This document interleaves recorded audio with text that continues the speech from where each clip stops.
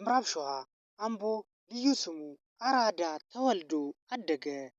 ሙዚቃን በልጅነቱ ትውልድን አድን ጸረ ኤድስ ክበብ ውስጥ ማንጎራጎር ጀመረ።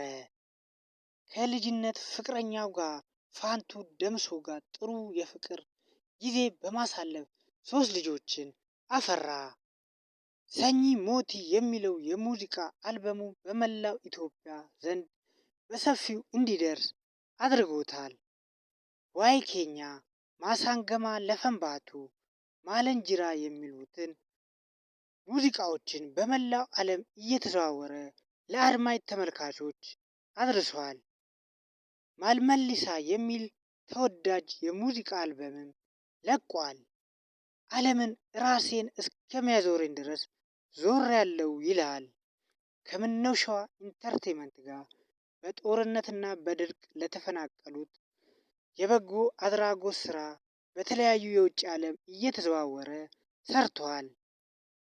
በስሙ በመላው ኦሮሚያና ከአምቦ እስከ አዲስ አበባ የተለያዩ መንገዶችና ከአንደኛ ደረጃ እስከ ዩኒቨርሲቲ ተሰይሟል። በዋናኛነትም አርቲስት ሃጫሉ ሁንዴሳ አምቦ ካምፓስ ተጠቃሽ ነው። በየዓመቱ በኦሮምኛ የሙዚቃና በኪነ ጥበብ የሚሰሩ ሰዎችን በሽልማት ያበረታታል። ይህም ብቻ አይደለም። ሃጫሉ ሁንዴሳ ፋውንዴሽን ተከፍቶ የበጎ አድራጎት ስራ እየሰራ ይገኛል። ለቦረና በድርቅ በውሃ ለተጎዱት የውሃ ጉድጓድ አስቆፍረዋል።